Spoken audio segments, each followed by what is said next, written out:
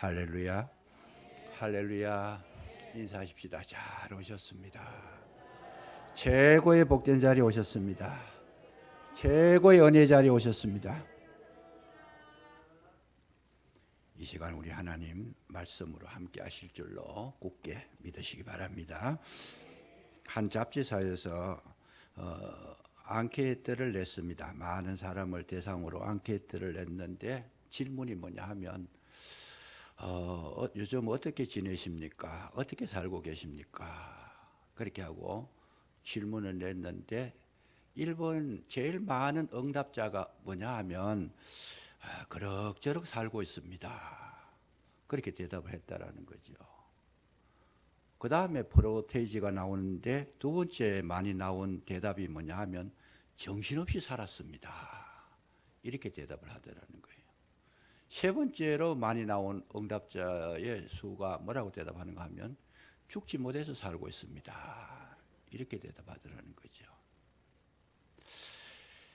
우리가 이 세상 살아가는데 아마 이 세 사람 가운데에 모두에게 느낄 수 있는 것은 뭐냐? 인생을 그냥 허비하고 사는 거다. 그럭저럭 살아도 안 되고 또 정신없이 살아도 안 되면 정신 있게 살아야 돼. 죽지 못해서 산다는 건 굉장히 불행한 거잖아요. 그래서 오늘 우리에게 제일 중요한 것은 뭐냐? 하나님께서 복을 주신다면 어떤 복을 주시겠는가? 왜 살아야 하는지, 어떻게 살아야 하는지, 어떤 길을 걸어가야 할 것인지를 정확하게 인식하게 하는 것. 그것이 하나님께서 우리에게 주시는 최고의 축복인 줄로 믿으시기를 주의 이름으로 축원합니다. 왜? 그걸 알아야 알차게 시간을 쓸 수 있고 보낼 수 있다는 거죠. 주님께서 말씀하실 때 세월을 아끼라 그랬는데 정신없이 사는 사람은 아낄 수가 없는 거죠. 그래서 오늘 우리는 정말 하나님께 복을 구할 때 뭘 구해야 되느냐?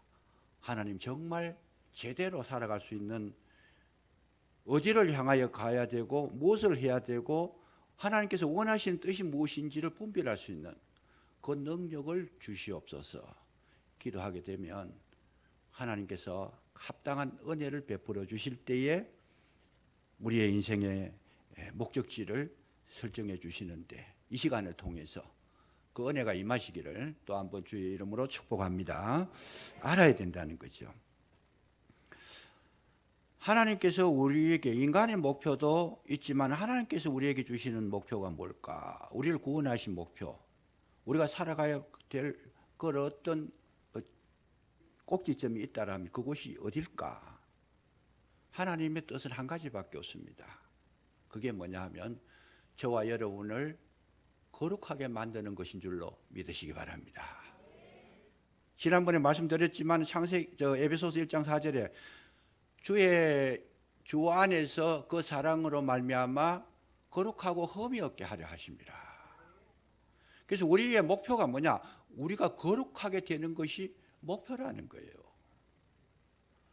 그래서 돈 많이 벌고 잘 사는 것도 아니고 건강한 육체를 가지는 것도 아니고 우리가 이 땅에서 큰 이렇게 대접을 받고 영광을 받는 것도 아니다는 거예요. 그럼 뭐냐? 거룩하게 되어야 된다. 그럼 거룩이 뭐냐? 거룩이라고 했을 때에는 세상과 구별됐다. 카도시라 그래서 완전히 구별이 됐고 그리고 성스럽고 위대한 삶을 사는 것. 하나님의 뜻을 이루는 것. 이것을 거룩이라고 그래요. 그러니까 내 욕심을 채우는 것이 아니고 하나님께서 원하시는 그 사람이 되어지고 그 길을 걸어갈 수 있는 그것이 거룩이라는 것을 성경은 말씀을 해 주시고 있습니다. 그래서 오늘 이 안식일에 대해서 이제 7번째 합니다. 십계명에 대해서는 지금 11번째 시간, 주보에 보면 19번이라고 써놨지 19번째고 안식일에 대해서만 7번째 하고 있습니다. 오늘 마치려고 합니다. 이 문제를. 그런데 이 안식일을 마치면서 우리 꼭 기억해야 될 것은 안식일이 뭐냐? 안식일을 왜 우리에게 주셨느냐? 거룩되게 하기 위해서 주셨다는 거예요. 거룩하게 하기 위해서. 그런데 우리가 이 안식일이 지금 지키느냐? 안 지킨다는 거죠. 그러면 지금 우리가 거룩하게 되는 비결이 어디 있는가? 예수님께서 마태복음 12장에 보면 28절에 보면 뭐라 그래요? 나는 안식일의 주인이라 그랬어요. 예수님은 안식일의 주인이시기 때문에 거룩은 뭐가 거룩이냐? 예수님을 만나는 게 거룩이라는 거예요. 자, 이것을 알기 위해서 어떻게 해야 되느냐? 왜 예수님이 인자는 안식일의 주인인가? 이 안식일이 주일로 바뀐 그 배경을 먼저 알아야 됩니다. 왜 그렇게 바뀌었느냐? 구약의 모든 것은 다 그림자라는 거예요. 무슨 그림자? 예수 그리스도의 그림자다.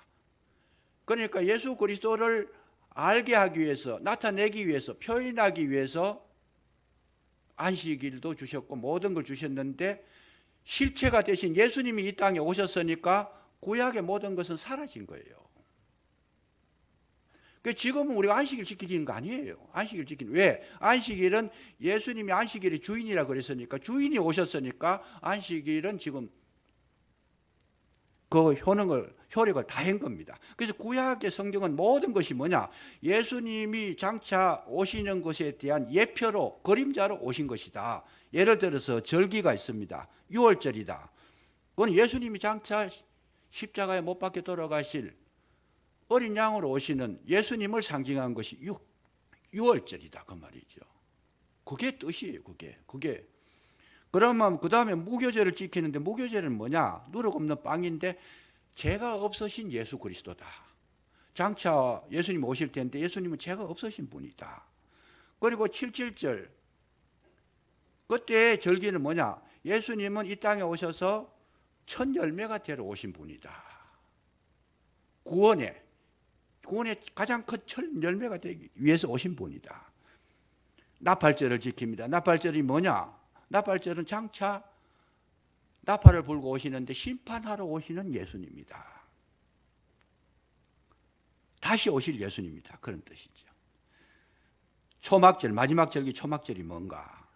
초막절은 그리스도의 통치 아래 들어가서 참된 안식을 누리는, 영원한 세계를 누리는 그날. 그러니까 예수님을, 모든 것은 예수님을 표현하기 위해서 표현하기 위한 그런 어떤 하나의 예표라는 것이죠. 그 이상도 그 이하도 아니에요. 그러니까 예수님이 이 땅에 오셨으니까 구약의 모든 것은 우리가 지키지 않습니다. 지금 6월절 지키지 않아요. 안식일 지키지 않습니다.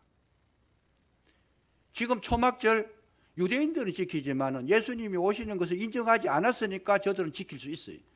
그러나 예수님이 오셨다는 것을 알고 있는 우리는 초막절 지키는 거 아닙니다. 그래서 그림자가 이미 사라져버리고 본체가 오셨는데 전혀 상관이 없다라는 거예요. 상관이 없다. 그래서 실체가 되신 예수님이 오셨을 때에 우리가 거룩하게 되는 것이 뭐냐? 예수님을 만나는 것만이 거룩하게 될 수 있다는 거. 이걸 가르쳐 주시는데 이게 굉장히 큰 비밀이에요. 왜? 많은 분들이 이걸 모르고 있어요. 우리가 노력하고 우리가 죄짓지 않고 우리가 구제를 많이 하고 우리가 힘써서 선하게 살고 이러면 거룩하게 되는 걸로 알고 있지만은, 그런 거 아무리 많이 해도 내가 지은 죄를 소멸시키는 방법이 없습니다. 안 되는 거예요. 예를 들어 가지고 내가 큰 죄를 지었는데, 이거는 뭐 얘가 좀 너무나 좀 저하지만 내가 사람을 죽였는데, 사람 죽인 사람이 자선사업 하는데 내가 100억을 내놨다. 그 죽은 사람이 살아 돌아올 수 있습니까? 불가능한 거잖아요. 지은 죄는 우리 인간의 노력으로 제거할 수가 없는 거예요. 그런데 우리가 착각을 하는 거예요. 내가 뭔가 좋은 일을 많이 하고 공로를 쌓고 뭔가 참 정말 다른 사람이 하지 못하는 이 선한 일을 많이 하고 이러면 어려워지는 걸로 생각하지만은 전혀 그렇지 않다. 왜? 내가 지은 모든 죄는 고스란히 남아있는데 그 죄를 제거하실 분은 오직 예수님밖에 없으신 줄로 믿으시기 바랍니다. 죄가 있는 사람을 거룩하다고 말하지 않습니다. 내 속에 가득 찬 그 죄악을 그대로 놔두고 아무리 좋은 흉내를 내도 그 죄는 사라지지 않는다 그 말이에요. 유대인들이 자기가 참 율법을 잘 지켜서 거룩한 삶을 살고자 그렇게 노력하고 애를 썼지만은 저들은 거룩하게 된 것이 아니라 더 마음은 완악해지고 더 굳어지고 더 고집스러워지고 더 하나님과 멀리 그렇게 벗어나는 그런 삶을 살 수밖에 없다라는 것. 이것이 성경을 통해서 우리가 알 수 있는 최고의 흔적이잖아요. 보면 깨달을 수 있는 거죠. 오늘날도 신앙생활 할 때 주님을 만나지 않고 내 자신의 중심으로 내가 뭔가를 나타내고자 하면서 살아가는 모든 사람들의 그 내면이 어떻게 되느냐? 갈수록 강팍해지는 거다. 갈수록 고집스러워지고 갈수록 자기 주관적이 되고 자기 소견에 옳은 대로 살아가는, 점점 주님과 멀어지는 그런 삶을 살 수밖에 없다라는 것. 그랬을 때에 그 속에 남아있는 죄악이 어떻게 제거가 되느냐, 소멸이 되느냐, 그 죄가 살아서 움직이고 그 죄는 점점 장성하고 있단 말이죠. 욕심이 잉태한 적 죄를 낳고 죄가 장성한 적, 죄가 큰다는 거예요. 죄가 장성한 적 뭐예요? 사망을 낳느니라. 교회를 다니셔도 주님을 모르고 주님을 만나지 못하게 되면 뭐가 돼요? 지금 죄악 속에 살아가는 거예요. 그러면 뭐가 없어요? 이 땅에 사는 날 동안 형통함이 없다라는 겁니다. 히브리서 12장 14절에 보면 너희들이 화평함과 거룩함을 가지지 않고는 누구든지 나를 만날 수가 없다. 우리가 거룩하게 되지 않고는 주님을 만날 수가 없는 거야. 하나님 나라에 갈 수가 없는 것 자체가 없는 거다. 그래서 오늘 우리에게 있어서 가장 복된 것이 뭐냐?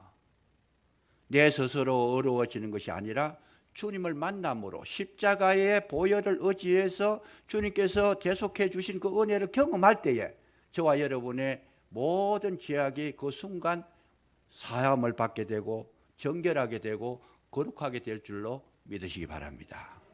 오직 예수님만 하실 수 있다는 거예요. 제가 목회하는 가운데에서 제일 큰 발견이 뭐냐? 예수님을 발견한 거예요. 그 이후로부터 하나에서부터 열까지 모든 것이 예수님께 연결됐다는 걸 발견하고 나서는 마음속에 어마어마한 감동이 있고 하루하루 생활하는 것이 전체가 다 축복인 것을 깨달을 수가 있어요. 주님이 없는 그 인생은 사막인 거예요. 황량한 거예요. 그래서 주님을 만나고 나니까 어떻게 되느냐? 내가 아무리 흉악한 죄인이었더라도 내가 그 죄를 해결할 수 없는 나는 흉악한 죄인이었더라도 예수님을 만나니까 예수님 만난 그 순간 뭐가 돼요? 바로 의인으로 바뀌어진다는 거예요. 예를 들어 설명을 하면 삭개오는 세리장이었습니다. 동족들에게 그야말로 혈세를 뜯어내는 거예요. 자기 마음대로 세금을 매겨요. 로마의 지배 아래서 그 세관장이라고 하는 엄청난 계급을 받아가지고는 자기 동족들에 가지고 세금을 예를 들어가 10,000원을 매길 것 같으면 자기 마음대로 매기는 거예요. 30,000원도 매기고 50,000원도 매기고 100,000원도 매겨가지고 로마의 줄권을 주고 나머지는 착복을 했다는 거죠. 얼마나 사람들이 삭개오 보는 것이 그야말로 눈에 가시처럼, 가시 정도가 아니고 길에 가다가 삭개오 안 만나면 그날이 행복한 날이라 그런다 할 정도로 그렇게 싫어했던 그 삭개오가 자기도 괴로운 거예요. 그렇게 나오니까 자기 죄 짓고 나서 평안한 사람 없잖아요. 나도 죽겠다 이러다가 평안이 없어요. 그러니까 어디로 올라? 예수님이 여리고로 들어온다는 그 소식을 듣고 뽕나무로 올라가요. 그 나무가 지금도 있어요. 그 뽕나무로 올라가 가지고 예수님을 만나기 키가 적으니까 그냥 도저히 못 만나겠더라. 나 같은 사람이 앞에 섰버리면 얼굴도 안 보이잖아요. 그러니까 나무에 올라가니까 예수님이 그걸 보고 삭개오야 내려와라. 오늘 내가 너희 집에 유하겠다. 삭개오는 이스라엘 민족 가운데의 최고의 흉악한 자였지만은 예수님을 못 만나고 그날 저녁에 예수님께서 같이 이렇게 지내시면서 많은 대화를 나누셨을 것 같은데 그때에 이 삭개오가 뭐라고 고백하는가 하면 주여라고 고백을 합니다. 지금까지 몰랐던 예수님을 나의 주님으로 모시고 주여 보시옵소서. 내 소유의 절반을 팔아서 가난한 자들에게 주겠습니다. 남의 께 토속한 게 있으면 사배를 갚겠습니다. 그러면서 예수님을 비로소 주라 부르실 때에 주님은 뭐라고 말씀하십니까? 이스라엘이 잃어버린 자를 찾아서 왔는데 너는 어렵게 됐다. 그렇게 흉악한 죄인도 한 번에, 단 한 번의 만남으로 삭개오의 입술을 통해서 주여라는 고백을 하게 하심으로 말미암아 삭개오는 새로운 삶을 살게 되고 그야말로 지옥에서 천국으로 그 주소를 옮기는 엄청난 축복의 대상이 되었다는 것. 보세요. 현장에서 가늠하다 들킨 그 여인이, 이건 완전히 그 흉악한 여인이잖아요. 흉악한 여인이지만은 예수님을 만나고 난 다음에 죄 없는 자가 돌로 쳐라. 죄가 있으니까 다 도망가 버렸어요. 그래서 예수님이 묻습니다. 너를 정죄하던 자가 다 어디 갔느냐? 어디에 있느냐? 정죄하던 자들이 없느냐? 그때 현장에서 가늠하다 들킨 여인 대답이 뭡니까? 주여라고 대답합니다. 주여. 주여 없나이다. 그 되어지는 과정을 보면서 그 순간 이 여인은 예수님을 주로 모신 거예요. 놀라운 예수님의 대답이 떨어집니다. 뭐라 그래요? 나도 너를 정죄하지 않겠다. 그럼 뭐예요? 어렵게 됐다라는 거예요. 나도 너를 정죄하지 않겠다. 이 성경을 보면 계속 그렇게 기록하고 있습니다. 실체 대신 예수님을 만나는 그 순간 우리의 모든 신분이 바뀌어지고 변화를 받게 되고 죄인이 거룩하게 되고 막혔던 것이 열려지게 되고 더러운 자가 깨끗하게 되고 형통하게 되고 거룩하게 되는 줄로 믿으시기 바랍니다. 예수님을 만나는 그게 거룩의 축복이라는 거예요. 날 때부터 소경된 자, 그 소경된 자 얼마나 시달림을 많이 받는데 마지막에 뭐라고 고백합니까? 주여 내가 믿나이다. 주여 믿나이다. 사도 바울이 위대하게 된 것이 뭡니까? 주여 니시오니까. 거기에 큐리오스라고 기록이 되어 있습니다. 예수님을 나의 주라 고백합니다. 큐리오스. 주여 니시오니까.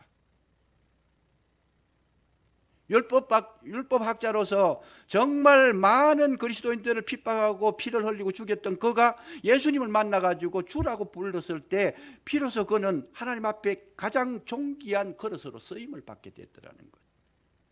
성경은 계속 이렇게 기록하고 있어요. 지금 성경에서 너희가 영생을 얻고자 성경을 연구하거니와 상고하거니와, 이 성경이 곧 누구에게? 나에 대한 증거다 그 말이죠. 나를 증거하는 책이다. 그래서 우리가 성경을 읽으면서 예수님을 만나지 못하면 그것은 아무것도 해결되지 않는 거예요. 내가 신앙생활 50년 했습니다. 60년 했습니다. 100년을 했다 하더라도 아무런 가치가 없는 거다. 그 말씀이죠. 단 며칠을 해도, 단 한순간 하루 저녁을 자도 예수님을 만나서 예수님을 나의 구주로 모실 때에 여러분 의인이 된 줄로 믿으시기 바랍니다. 시간 문제가 아니에요. 만나냐 못 만나냐 이 문제예요. 오늘 우리에게 있어서 가장 소중한 것이 뭔가? 나를 구원해 주실 분도 주님이시고, 나를 거룩하게 하실 분도 주님이시고, 나에게 새 생명을 주시는 분도 주님이시고, 나의 모든 인생의 문제 속에서 그 해결책을 제시하시는 분도 예수 그리스도밖에 없는 줄로 믿으시기 바랍니다. 이름만 우리 예수님 자꾸 부른다고 되는 게 아니에요. 나더러 주여 주여 하는 자가 천국에 들어가는 것이 아니다 그 말이에요. 정말 그 그리스도를 나의 주인으로 모시고 그 말씀에 순종하고 그 말씀 속에서 주님과 만나는 영적인 교류, 심령이 하나가 되는 연합한 한 몸을 이루는 그 은혜 속에 들어갈 때에 비로소 그는 새 삶을 살게 되고 주님 주시는 생명을 공급받아 살아가게 된다는 것. 이 진리를 성경은 우리에게 가르쳐 주신 것이라는 거죠. 놀라운 일이에요. 직분이 구원받는 거 아닙니다. 교회에서 뭐 목사 됐다, 장로 됐다. 어저께도 남산교회 임직식에 제가 갔습니다. 가보니까 권사님을 40명이나 세우고 안수 집사는 25명, 장로를 8분이나 세워요. 그 안수 일일이 다 하는데 오랜 시간이 걸렸어요, 그냥.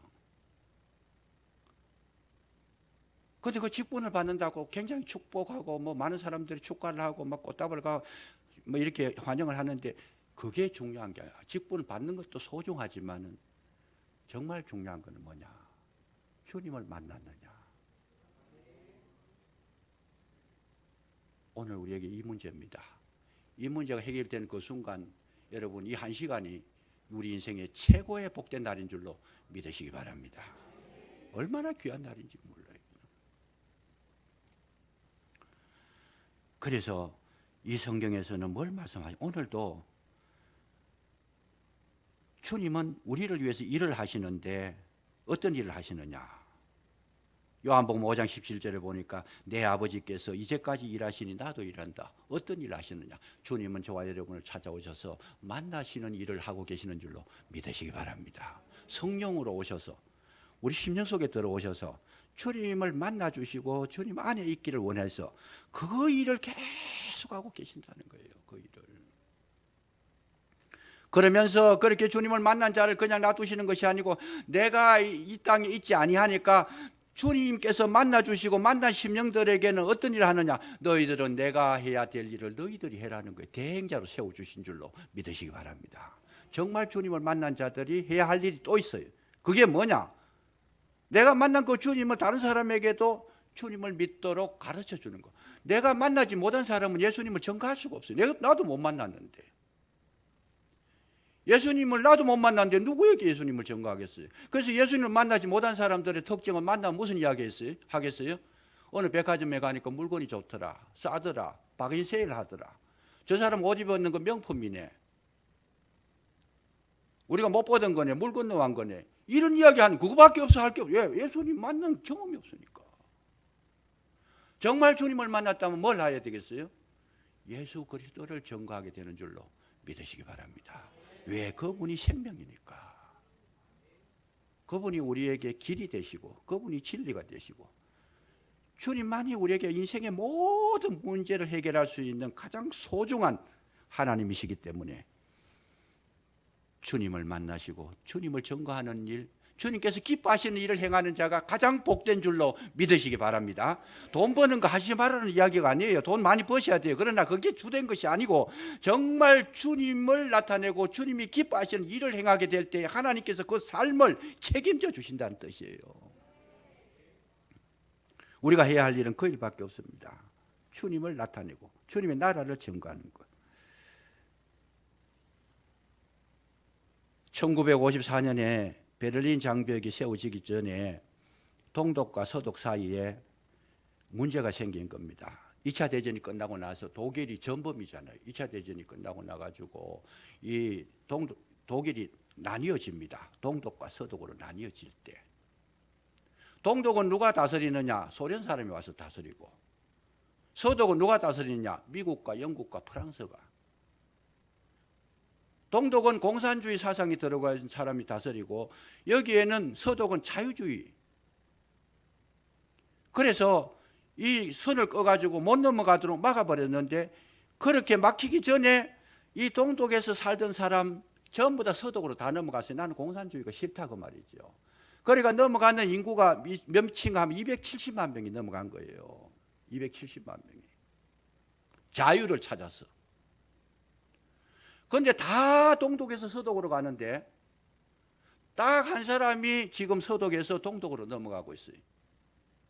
동독에서 서독으로 넘어가는데 호르스트 카스너라고 하는 목사님입니다. 이 목사님이 넘어갈 때는 왜 넘어갔느냐? 자유를 찾아서 270만이 지금 넘어오고 있는데 이분은 거슬러 가지고 다시 동독으로 들어간 이유가 뭐냐? 내가 만난 예수님, 자유, 생명, 정말 은혜와 평강을 주시는 그 예수님을 전해야 된다는 거예요. 공산주의가 아니라는 거예요. 그 속에서 생명을 전해야 된다는 거예요. 이 거룩한 뜻을 누가 예수님의 뜻이 그 마음속에 새겨져서 나는 생명보다도 예수님을 나타내는 것이 더 소중하다는 것을 알고 동독으로 넘어갔는데 동독으로 넘어가실 때에 난 지 6개월밖에 안 되는 딸애를 안고 넘어갑니다. 딸애를 안고 넘어가요. 나중에 동서독의 베를린 장벽이 무너졌잖아요. 무너지고 교류하게 되는 데에 그때 안고 동독으로 넘어갔을 때에 거기서 품 안에서 자라서 성장해서 그가 정말 영향력 있는 인물로 장성하게 되는데 그게 누구예요? 메르켈 앙겔라였습니다.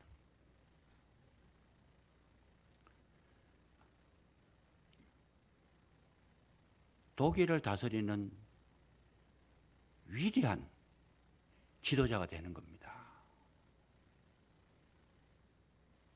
아무것도 모르는 6세 아들. 아버지가 그 거룩한 뜻을, 예수님을 대행할 수 있는 거룩한 뜻을 품고 가서 그 복음을 전하고 생명을 살리고 주님을 대행했으니까 하나님께서는 그 삶을 책임져 주셔가지고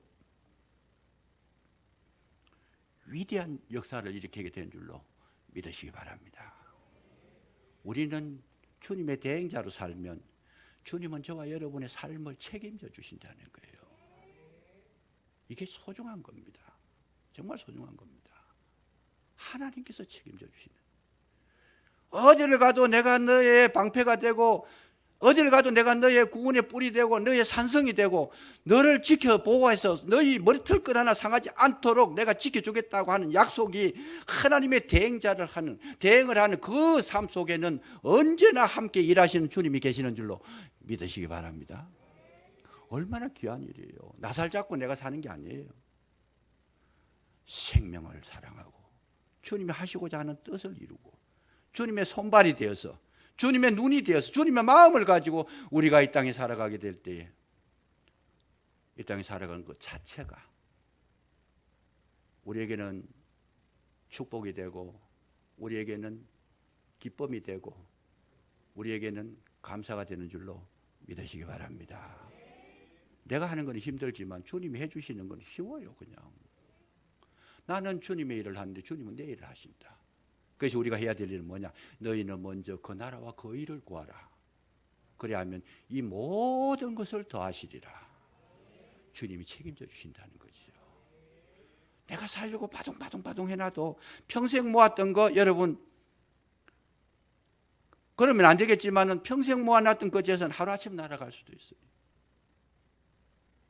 우리가 그렇게 지키던 건강한 몸, 어떻게 든지 아프지 않을 애를 쓴 그 몸, 어느 날 하루아침에 우리가 사라질 수도 있어요. 우리 생명도 주님이 지켜주시지 않으면, 보호해 주시지 않으면, 주님께서 인도해 주시지 않으면 우리 연약한 존재가 될 수밖에 없습니다. 이 진리를 알았던 다윗은 오직 여호와를 의지하고 주님이 기뻐하시는 일을 행했을 때 마지막 고백이 뭡니까? 여호와는 나의 목자시니 내가 부족함이 없으리로다. 이 고백이 저와 여러분의 고백이 되시기를 주의 이름으로 축복합니다. 기도하겠습니다.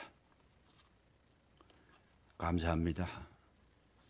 오늘도 저희들을 불러주셔서 진정 그리스도 예수님을 바라보게 하시고 예수님을 나의 주로 고백할 수 있도록 성령께서 역사하시고 주님께서 지금도 우리를 향하여 거룩한 일을 행하고 계시는 줄로 믿습니다. 그 은혜가 우리 심령 속에 살아 움직이게 하시고 이제는 나 사는 것 아니요 내 속에 그리스도께서 사신 것이라. 내가 살아도 주를 위해서 살고 내가 죽어도 주를 위해서 죽나니 그러므로 내가 사나 죽으나 주의 것이로다.